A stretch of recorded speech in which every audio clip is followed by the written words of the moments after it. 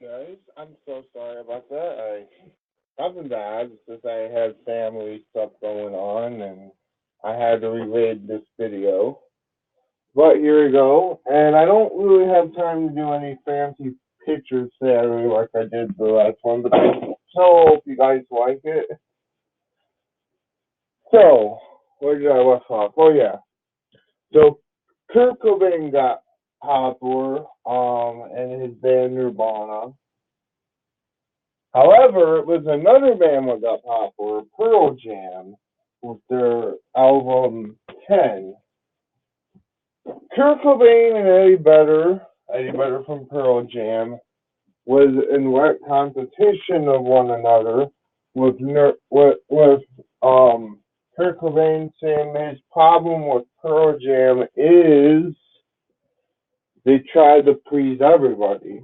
Which I do agree, even though I am a fan of Pearl Jam, I do agree they do kind of try to please everybody. And I enjoy their earlier stuff actually, Pearl Jam. Um, so yeah, and another thing, grunge took over the world pretty much in the 90s, especially the early 90s. Grunge fashion, where everyone was wearing flannel shirts, lit baggy jeans. Oh man, I wish I had the pictures to show you guys, but like I said, I don't really have time sadly. But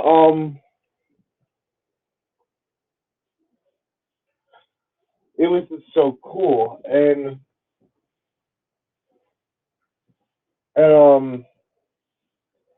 and a lot of people actually didn't like the grunge fashion. A lot of fashion snobs didn't really like the grunge fashion because they thought it was too messy.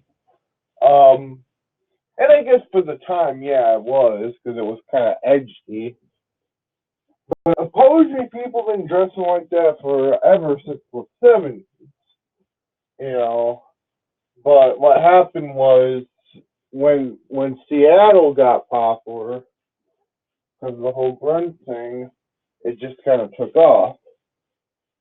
It had this, I forget her name, but it had this woman who was interviewed in the New York Times. Now, this woman was in the head of Stub Pop Records, and and this is funny because Time wanted to basically find out what the hit language was. They wanted to find out what was the secret language. So she made up this thing called grunge speak, where basically she would make up a bunch of words. And my favorite words of these are catch you on the flippity and they actually buyed it for a while. Grunge speak. They buyed it. Look it up, it's funny. Um but sadly, all things must come to the end. See, Kurt Cobain been getting into some trouble lately at that time. He and his wife Courtney Love got married, and a lot of people were accusing him and her of taking drugs with her baby before her Frances Bean was born. In fact, when Frances Bean was born, they couldn't really hang out with her baby too much. They couldn't be left alone because they thought because it had some things where they were taking because they had some rumors flying around. And let me tell you something about that. That was ridiculous, man. The newspapers and everything was getting in. They should have just left it alone. I mean, if they were really having drugs with their kid was born, yeah, I can kind of see the controversy, but come on. I don't think Courtney Love would do that. I mean,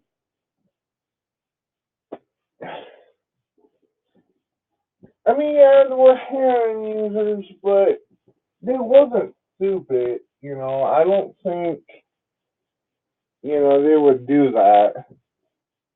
Anyway, Kurt Cobain had to be hospitalized a couple times. Actually, he was taken to what do you call those things?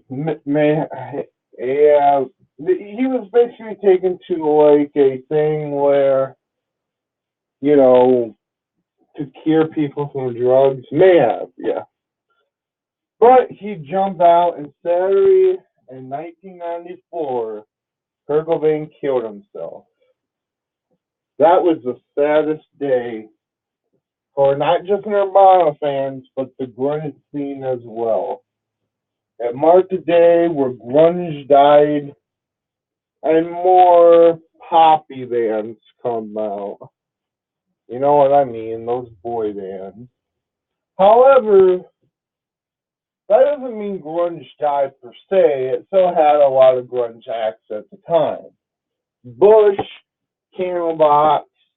However, a lot of people did accuse those bands of being post grunge. Heck, one of the biggest bands were Silverchair at the time, and they were a cause of whipping off a bunch of bands, which I don't think that's the case. I mean, I love Silverchair. So that was the end of the grunge era. And sorry, in 2015, we lost another grunge legend. But let me go back a little bit. In 2002, we lost Blaine Staley, a person from Alice in Chains. Probably one of the greatest bands in the grunge era. And then we lost Chris Cornell in 2013. Sad. Sad, sad, sad. However, even though the grunge era is over, that doesn't mean people are not out there making grunge music. Wade Wager is making grunge music.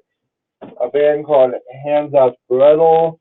Worthless have some pretty grungy influence. So obviously, people are still out there making grunge music to this very day. I hope to see a new grunge renaissance happen. So comment what you think about this documentary. Again, I'm sorry I didn't use pictures, and I know this was a little rush because I have other things to do. But my question for you is, what's your favorite grunge band? Mine is kind of a. I like Mudhoney. I love Nirvana, obviously, but I would probably have to say Alice in Chains. But comment, what's your favorite grunge band?